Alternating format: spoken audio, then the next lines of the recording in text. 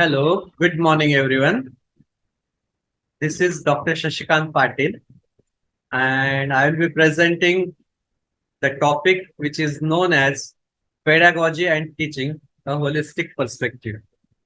So, without wasting much more time on this, let me proceed further. So, today's outline of the session will be it will start from introduction, understanding pedagogy, the role of teacher, subsequently followed by integrating multiple intelligences. So everyone is having multiple intelligence. We are inherently having a different kind of multiple intelligence that we'll see. Uh, Followed by promoting active learning, how it is different from passive learning. Then assessing holistic learning, 360-degree learning, so as to improve the teaching learning impact or teaching learning perspective, and what are the different issues challenges associated with teaching learning activities, and how pedagogy and innovative approaches are mitigating this kind of challenges and issues, as well as considerations. Then will be followed by conclusion. So every session is having some objective, and every session is having some outcomes. So let us see, whenever we are starting new venture, anything, any new idea, anything we want to propose, we always have some goals, some perspective, some objectives. And to attain that objectives, we are following a line of action. And at the end of that particular thing or idea or solution or proposal, we are getting some outcomes. So we need to see how that outcomes will be attained. So today, the outcomes of today's sessions will be how participants will get awakened and acquainted with pedagogy and modern pedagogy and different delivery mechanisms, teaching learning tools, so as to improve the teaching learning activity. So this is the outline of session. Let us move further. So first of all, what do you mean by pedagogy?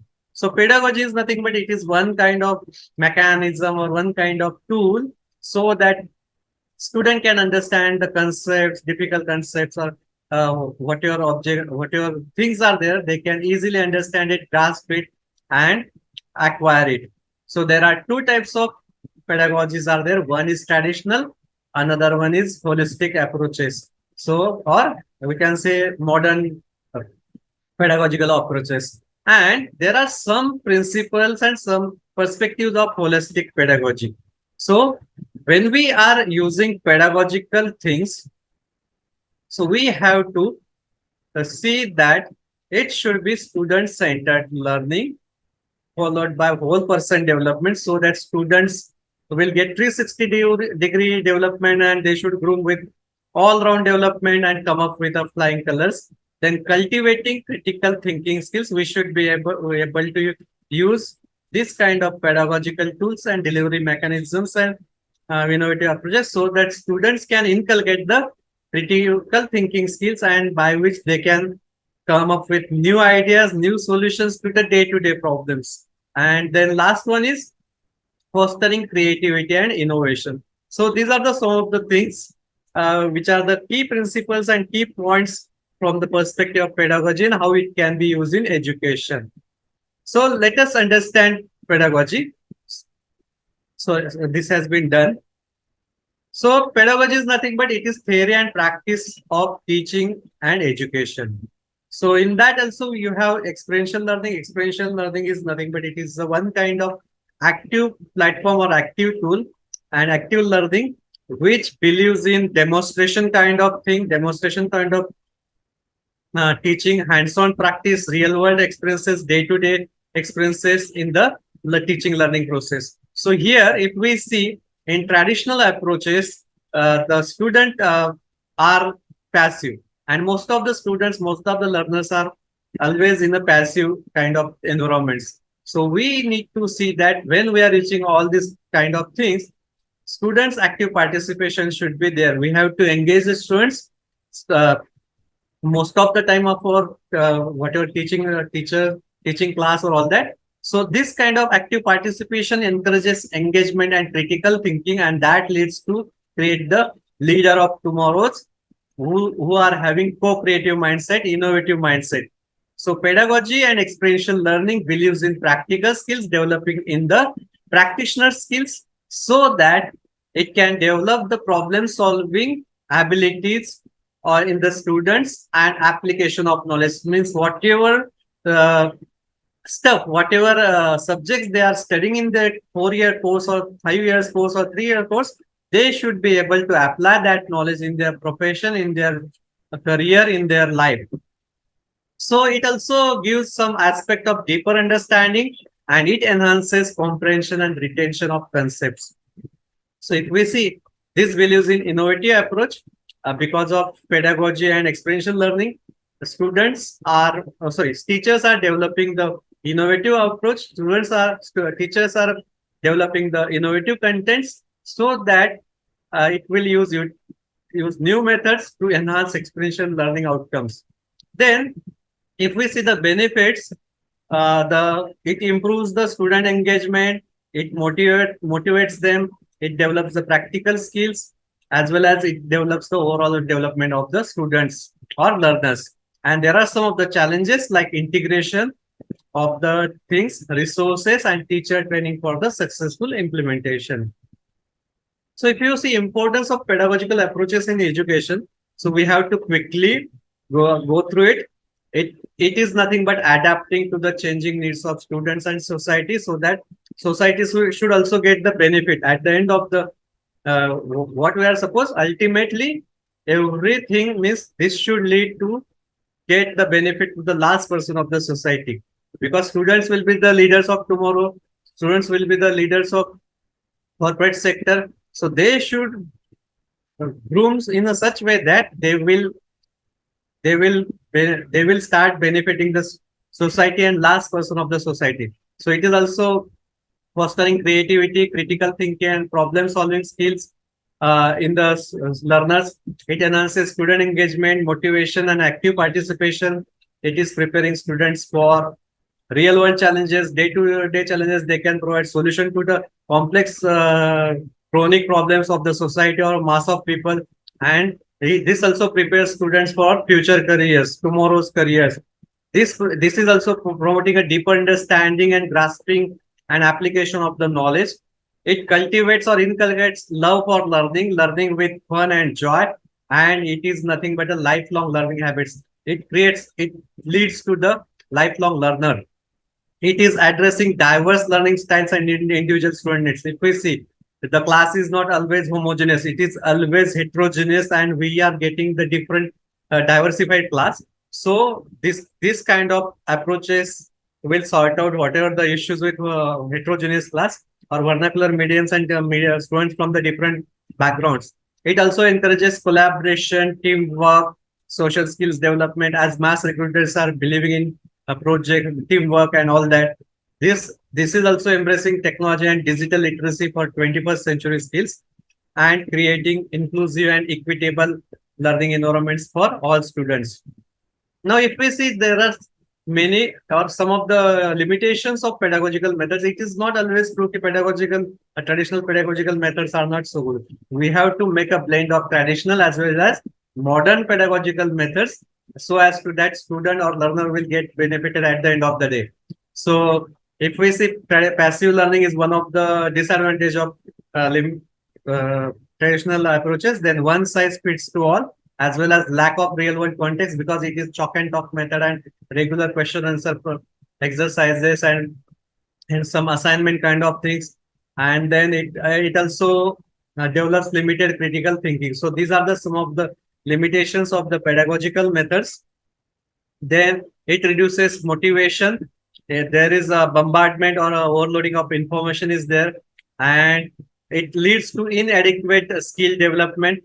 Then limited collaboration is there, insufficient adaptability is there, unequal accuracy. So these are some of the challenges and issues are there and limitations. That's the reason it has given lead to the modern pedagogical approaches. Now, if you see, pedagogy refers to the theory and practice of teaching and education. So it encompasses instructional strategies, methods, techniques used to facilitate the learning. So experiential learning or demonstration kind of learning is nothing but it emphasizes the importance of hands-on real-world experiences, day-to-day problems, solving day-to-day problems in learning process. It also encourages active participation and critical thinking and reflection. So pedagogy and experiential learning or innovative learning plays a crucial role in shaping and developing and grooming effective education practices. So here we will discuss benefits of experiential learning and its relevance in the modern educational landscape. So we need to get ready to discover for practical strategies and implementation of innovative pedagogical methods. So let's dive into the world of engaging hands-on learning experiences. So experiential learning helps students in all aspects, and this talk explores how innovative approaches in pedagogy can enhance experiential learning and outcomes. We'll examine principles, benefits, and challenges associated with this innovative approach. Let's explore exciting world of pedagogy and experiential learning together. So if you see core cycle of experiential learning, so it is nothing but it is abstract conceptualization, active experimentation, concrete experiments, and reflective observation. So this stuff was thoroughly studied by Cole, and it also believes in experimentation, and that gives rise to the modern pedagogical approaches. Then we have experiential learning cycle. It starts with concrete experience, reflective observation, abstract conceptualization, and active experimentation. Then we can see Bloom's taxonomy and Cole's cycle of learning, how we can correlate. So if you see Washington Accord or Abbott's graduate attributes and Cole's cycle of learning, they are very much correlated. Active experimentation leads to creating, concrete experience leads to evaluation, analyzing, and all that. Reflective observation leads to evaluation, analyzing. Then abstract conceptualization is leading to understanding and remembering. So these are the some of the things they are very useful, and if we can club together, then we can engage our students very effectively. Then there is developmental framework for intellectual maturity. So there are four dimensions. Developmental dimensions are there: interpersonal development, intrapersonal development, cognitive development, and these are very much correlated. Now, if you see, these are the some of the things we have to do: apply, experience, share, processes, generation. So these are very much correlated, and for this we have to use active classroom participation of the learners. So if you see, there are some of the intellectually stimulating activities listed here. Learning new concepts with the use of case studies and movies. Then game theory, you can use game design for students to apply their classroom concepts in the real world to solve the day-to-day problems or chronic problems or real world problems. Critical thinking activities, development and subjective learning assignments, which helps the students communicate their train of the thought effectively, and they can come up with the flying colors, and they can implement their ideas in a better manner. Then outdoor educative activities such as field trips, industrial visits, and all that, that gives experiential learning, and that gives a very different kind of experience. Then theoretical concepts explained with the help of video presentations and live examples of their applications are some of these things.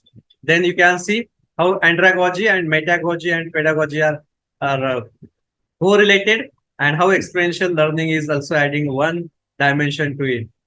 So here the role of teacher is what? Shifting from authoritative figure to the facilitator. Now we are not supposed to be a guru or like that. We need to be a facilitator. Our role is facilitator. There is lot many stuff are available on web resources, different sources.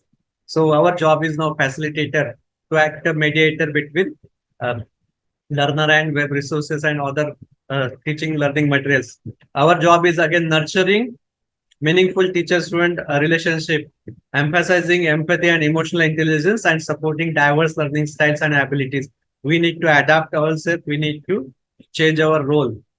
Then there are different type of integrated multiple intelligence in every student. So we need to identify that, and we need to correlate them. In this case, Howard's Gardner theory of multiple intelligence, and same thing you can incorporate various types of intelligence in teaching the strategies like linguistic intelligence, logical intelligence, spatial, bodily, musical intelligence, interpersonal, intrapersonal, naturalistic, and existential intelligence. Then we need to promote the active learning. In that, we have to engage the students through hands-on activities. We need to encourage the collaborative learning and group work so that their team working in team or uh, they can cooperate each other, and that habit of working in team will help them to work in the projects of the recruiters. Then using technology as a tool for interactive learning, use of ICTs, use of different platforms for that. Then incorporating real world examples and applications. So there are some of the challenges and considerations are there. So there is always resistance to the change. People as well as students as well as surrounding environment are not ready to change. So we need to overcome that change. We need, as a teacher, as a facilitator, we have to first train ourselves. We have to change our teaching strategies, learning strategies, and we have to design content such that it will effectively engage our students, addressing time constraint and curriculum demands, because curriculum demands are very crucial nowadays. Then we need to balancing content knowledge with holistic teaching practices, so that holistic practice should be adopted, because we need to develop our students in the 360-degree view, or their all-round development should be there. They should have come up with as a social. They must also have social acquaintance. Also, they also should respect laws and all that.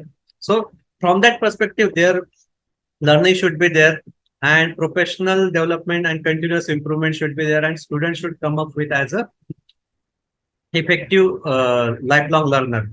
So, with this, I tried to deliver a pedagogical approach, and pedagogical approach should be such that it should help the students as well as teachers, so that students will come up with a bright flying colors and they can give back to the society.